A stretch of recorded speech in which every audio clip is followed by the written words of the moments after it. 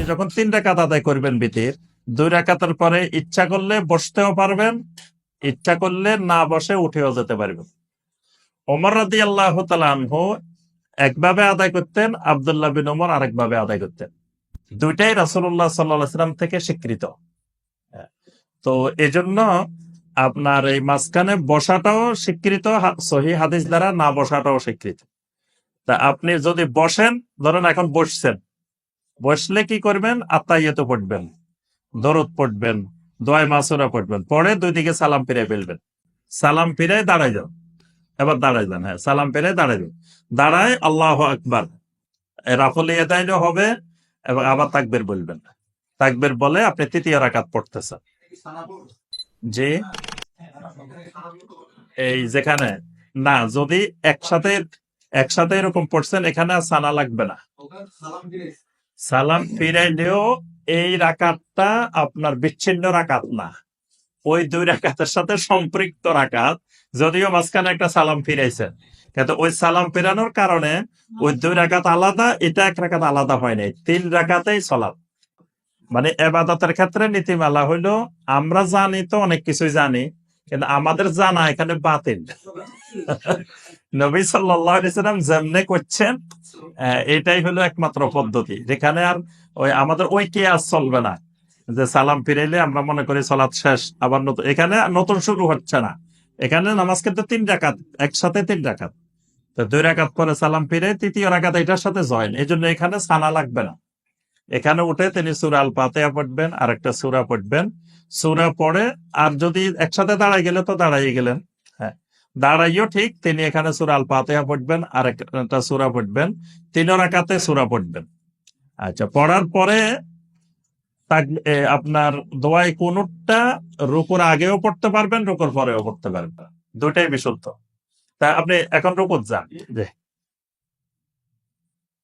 আল্লাহু আকবার বলে রুকুত গেলেন, এবার রুকু থেকে উঠে যান, যে সামি আল্লাহু লিমান হামিদা, রব্বানা ওয়ালা কালাম, রব্বানা ওয়ালা কালাম বলে দাঁড়াইলেন।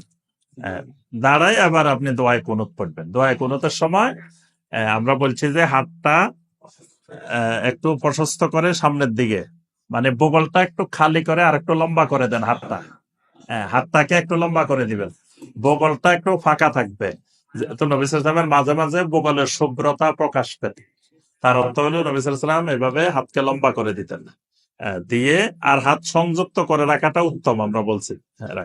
এবার আপনি দোয়ায় কুনুত পড়বেন। দোয়ায় কুনুত সবসময় পড়বেন হলো আল্লাহুম্মা হদিনি ফিমান হাদাইত, ওয়া আফিনি ফিমান আফাইত, ওয়া তাওয়াল্লানি ফিমান তাওয়াল্লাইত, ওয়া বারিক লি ফিমা আতাইত, ওয়া কিনি শাররা মা কাদাইত, ফা ইন্নাকা তাকদি ওয়া লা ইউকতা আলাইক, ফা ইন্নাহু লা ইয়াযিল্লু মান ওয়ালাইত ওয়া লা ইয়াউজ্জু মান আদাইত, তাবারাকতা রব্বানা ওয়া তাআলাইত।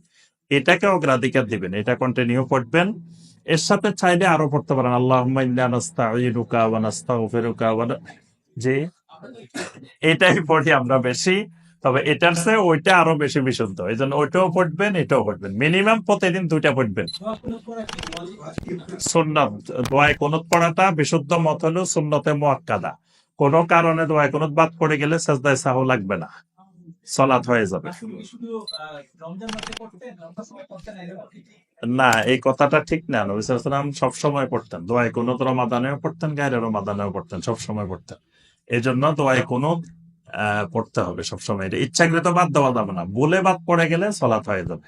জি, আচ্ছা, দোয়ায় কুনুত শেষ করে আবার হাত মুছবেন না মুখের মধ্যে। আমাদের দেশে তো দোয়া করি আবার হাত মুছে, এই হাত মুছা যাবে না, হাত না মুছে কি করবেন, এমনি ছেড়ে দিবেন দোয়া, সব অবস্থায় যত মুনাজাত করবেন, যত দোয়া করবেন, পরে দিয়ে হাত মুছা হবে না, হাত দোয়া করে ছেড়ে দিবেন। আর শেষ দিকে আপনি দোয়ায় কুনুত পড়ে, আপনি ধরেন এই দোয়াগুলো পড়লেন, পরে যদি আপনি কোরআন হাদিসের আরো দোয়া পড়তে চান, যতক্ষণ মনে চায় পড়লেন, এরপর আপনার নিজস্ব ভাষায় পড়তে পারেন। দেখবেন যে রমাদানে শাইখ সুদাইস বা অন্যান্য শাইখেরা যে কাবাতে দোয়ায় কুনুত পড়েন, ওনাদের নিজস্ব ভাষায় ওনারা অনেক দোয়া করেন, যেগুলা কোরআনেও নাই হাদিসেও নাই, নিজস্ব ভাষায় দোয়া করেন, বাদশার জন্য দোয়া করেন, তারপরে সমস্ত মুসলমানের জন্য দোয়া করেন, তারপরে বিভিন্ন দেশের মুসলমানদের জন্য দোয়া করেন, অনেক দোয়া করেন, যেগুলো কোরআন হাদিসের দোয়ার বাহিরে নিজস্ব ভাষা। এই জন্য আপনি বাংলা ভাষায়ও এখানে দোয়া কুনুতের মধ্যে দোয়া করতে পারেন। শেষে সাল্লাল্লাহু আলা নাবিয়্যিনা মুহাম্মদ ওয়া আলিহি ওয়া সাহবিহি ওয়া সাল্লাম বলে শেষ করে দিবেন। শেষ করে সাজদা চলে যাবেন। হাত তোলা অবস্থায়, মানে সর্বশেষ সাল্লাল্লাহু আলা নাবিয়্যিনা মুহাম্মদ ওয়া আলিহি ওয়া সাল্লাম, মানে দরুদের মাধ্যমে শেষ করে দিলেন। এটা দিয়ে শেষ করতে হবে, বাধ্যতামূলক না, মানে আপনি যে কোনো বাক্য দিয়ে শেষ করতে পারেন। যে বিতির শেষ, বিতিরের মেইন তো এটাই। হ্যাঁ, এক রাকাত সেম এটাই, তৃতীয় রাকাত যেমনে পড়ছেন, কিন্তু শুধু সেখানে সানাও পড়তে হবে। মানে এখন তো তৃতীয় রাকাতে সানা পড়েন নাই, সেখানে সানা সহ পড়তে হবে, আর বাকি সব একই নিয়ম। যে ওগুলার মধ্যে 5 মধ্যেও মানে 4 পর্যন্ত আপনি যদি মাঝখানে বসেন, 4 রাকাত পরে একবার বসবেন, 5 যায় আরেক রাকাত আলাদা পড়বেন। আর না বসলে ওটার উত্তম হলো এক টানা 5 রাকাত।